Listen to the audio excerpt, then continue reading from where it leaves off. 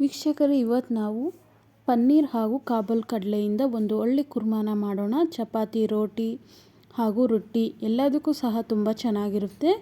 ತುಂಬ ಅಂದರೆ ತುಂಬ ರುಚಿಯಾಗಿರುತ್ತೆ. ಮಾಡೋದು ಸಹ ತುಂಬ ಅಂದರೆ ತುಂಬ ಸುಲಭ.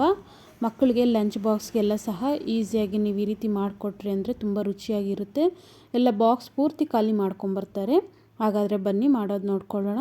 ಮೊದಲಿಗೆ ಸ್ಟವ್ ಅಂಟಿಸ್ಕೊಂಡು ಒಂದು ಬಾಣಲಿನ ಇಡಬೇಕು. ಬಾಣಲಿಯಲ್ಲಿರೋ ಯಾವ ಅಂಶ ಎಲ್ಲ ಹೋದ್ಮೇಲೆ ಅದಕ್ಕೆ ಒಂದು 2-3 ಸ್ಪೂನ್ ಎಣ್ಣೆನ ಸೇರಿಸಿ ಒಂದು 2 ಈರುಳ್ಳಿಯಷ್ಟು ಈ ರೀತಿ 4 ಭಾಗ, ಒಂದು ಈರುಳ್ಳಿಯಲ್ಲಿ 4 ಭಾಗ ಕಟ್ ಮಾಡಿಕೊಂಡು ಸೇರಿಸಿ ಚೆನ್ನಾಗಿ ಫ್ರೈ ಮಾಡ್ಕೋಬೇಕು. ಹಾಗೂ ಒಂದು ಮೆಣಸಿನ್ಕಾಯಿ, ಒಂದು 3 ಮೆಣಸಿನ್ಕಾಯಿ ತೊಗೊಳ್ತಾ ಇದ್ದೀನಿ. ಒಣಗಿರೋ ಮೆಣಸಿನ್ಕಾಯಿ, ಖಾರ ಮೆಣಸಿನ್ಕಾಯಿ 2 ಹಾಗೂ ಬ್ಯಾಡಗೆ ಮೆಣಸಿನ್ಕಾಯಿ 1 ತೊಗೊಂಡಿದ್ದೀನಿ ಕಲರ್ಗೋಸ್ಕರ. ಹಸಿ ಮೆಣಸಿನ್ಕಾಯಿ 2 ರುಚಿಗೋಸ್ಕರ. ಇದರಲ್ಲೂ ಸಹ ಖಾರ ಇರುತ್ತೆ, ಅದಕ್ಕೆ ನಾನು 2 ಸ್ವಲ್ಪ ಕಡಿಮೆನೇ ತೊಗೊಂಡಿದ್ದೀನಿ. ಬೆಳ್ಳುಳ್ಳಿ, ಇದನ್ನು ಸಹ ಎಣ್ಣೆಯಲ್ಲೇ ಫ್ರೈ ಮಾಡ್ಕೋಬೇಕು ನಾವು, ಆವಾಗ ಮಾತ್ರ ನಮಗೆ ಕುರ್ಮಾ ಟೇಸ್ಟ್ ಅನ್ನೋದು ಬರೋದು. ನಂತರ ಇದಕ್ಕೆ ಶುಂಠಿ, ಒಂದು ಬೆಟ್ಟಷ್ಟು ಶುಂಠಿ ಈ ರೀತಿ ಸಣ್ಣ ಕಟ್ ಮಾಡಿಕೊಂಡು ಚೆನ್ನಾಗಿ ಎಣ್ಣೆಯಲ್ಲಿ ಫ್ರೈ ಮಾಡಬೇಕು. ಒಂದು ಚಕ್ಕೆ ಹಾಗೂ ಲವಂಗ 3. ನಮಗೆ ಎಲ್ಲನೂ ಸಹ ಮಸಾಲೆ ಪದಾರ್ಥಗಳೆಲ್ಲ ನಾವೇನೇನು ರುಬ್ತೀವೋ ಅವೆಲ್ಲ ಸಹ ಎಣ್ಣೆಯಲ್ಲಿ ಫ್ರೈ ಮಾಡ್ಕೊಂಡ್ವಿ ಅಂದರೆ ಗಮಲು ಅನ್ನೋದು ಚೆನ್ನಾಗಿ ಬರುತ್ತೆ ಹಾಗೂ ರುಚಿ ಸಹ ಅದ್ಭುತವಾಗಿರುತ್ತೆ. ನೀವೇನು ಹೋಟ್ಲು, ರೆಸ್ಟೋರೆಂಟು ಎಲ್ಲ ಮದುವೆ ಮನೇಲಿ ತಿಂದಿರ್ತೀರೋ ಅದೇ ರುಚಿ ನಿಮಗೆ ಮನೆಯಲ್ಲೇ ಮಾಡ್ಕೋಬೋದು. ಅದಕ್ಕೋಸ್ಕರ ಈ ರೀತಿ ಎಣ್ಣೆಯಲ್ಲಿ ಫ್ರೈ ಮಾಡ್ಕೋಬೇಕಾಗುತ್ತೆ. ಇಷ್ಟನ್ನು ಚೆನ್ನಾಗಿ ಸ್ವಲ್ಪ ಕಲರ್ ಚೇಂಜ್ ಆಗೋವರೆಗೂ, ಪರಿಮಳ ಬರೋವರೆಗೂ ಸಹ ಚೆನ್ನಾಗಿ ಫ್ರೈ ಮಾಡ್ಕೋಬೇಕಾಗುತ್ತೆ. ತುಂಬ ಮಂದ ಉರಿ ಇಡಬೇಡ್ರಿ, ಸ್ವಲ್ಪ ಆದಷ್ಟು ಕಡಿಮೆ ಉರಿಯಲ್ಲಿ ನೀವು ಫ್ರೈ ಮಾಡ್ಕೋಬೇಕು.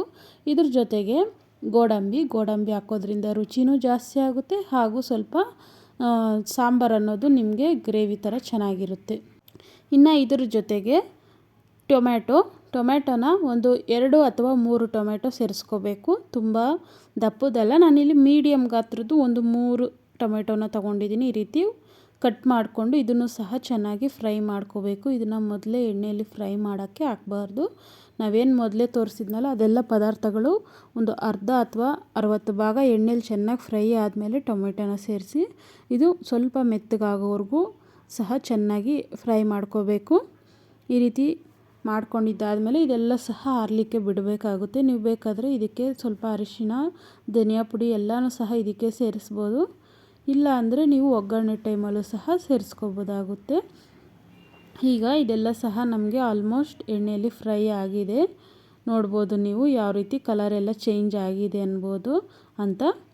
ಈಗ ಇದನ್ನೆಲ್ಲ ಸಹ ನಾನು ಮಿಕ್ಸಿ ಜಾರ್ಗೆ ಸೇರಿಸ್ಕೊಂಡು ಚೆನ್ನಾಗಿ ಪೇಸ್ಟ್ ಮಾಡ್ಕೊತಾ ಇದ್ದೀನಿ. ನೋಡ್ಬೋದು ನೀವು, ಇನ್ನೂ ಬಿಸಿ ಆರಿಲ್ಲ ಅದು.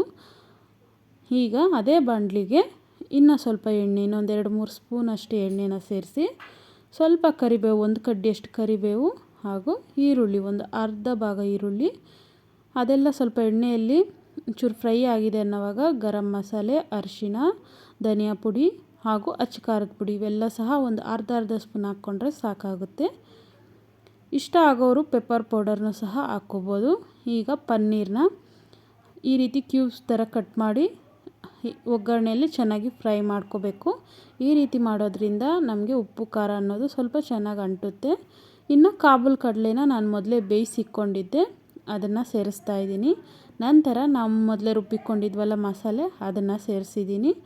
ಈಗ ರುಚಿಗೆ ತಕ್ಕಷ್ಟು ಉಪ್ಪನ್ನ ಸೇರಿಸಿ ಚೆನ್ನಾಗಿ ಮಿಕ್ಸ್ ಮಾಡಿ ಒಂದು 4-5 ನಿಮಿಷ ಚೆನ್ನಾಗಿ ಕಾಯಿಸ್ಕೊಂಡ್ವಿ ಅಂದರೆ ನಮಗೆ ಕುರ್ಮಾ ಅನ್ನೋದು ರೆಡಿ ಆಗುತ್ತೆ. ನೋಡಿದ್ರಲ್ಲ ವೀಕ್ಷಕರೇ, ಎಷ್ಟು ಚೆನ್ನಾಗಿ ಎಷ್ಟು ಈಸಿಯಾಗಿ ಮಾಡಿಬಿಟ್ವಿ ಅಂತ. ನಿಜವಾಗ್ಲೂ ತುಂಬ ಚೆನ್ನಾಗಿರುತ್ತೆ. ದೋಸೆ ಅಥವಾ ಪರೋಟ ಎಲ್ಲದಕ್ಕೂ ಸಹ ತುಂಬ ಚೆನ್ನಾಗಿರುತ್ತೆ. ನೀವು ಬೇಕಾದ್ರೆ ಫ್ರೈಡ್ ರೈಸು, ಗೀ ರೈಸ್ಗೂ ಸಹ ಇದನ್ನು ಸವಿಬೋದು. ತುಂಬ ಅಂದರೆ ತುಂಬ ರುಚಿಯಾಗಿರುತ್ತೆ. ನಾವಿಲ್ಲಿ ಕಾಬೂಲ್ನ ಮೊದಲಿಗೆ ಬೇಯಿಸ್ಕೋಬೇಕಾಗುತ್ತೆ ಕುಕ್ಕರಲ್ಲಿ, ಅದನ್ನು ನಿಮಗೆ ತೋರಿಸಲಿಲ್ಲ, ದಯವಿಟ್ಟು ಕ್ಷಮೆ ಇರಲಿ. ಇಲ್ಲಿಗೆ ಈ ವಿಡಿಯೋ ಮುಕ್ತಾಯ ಆಗ್ತಾಯಿದೆ. ನಿಮ್ಮೆಲ್ಲರಿಗೂ ಸಹ ಧನ್ಯವಾದಗಳು.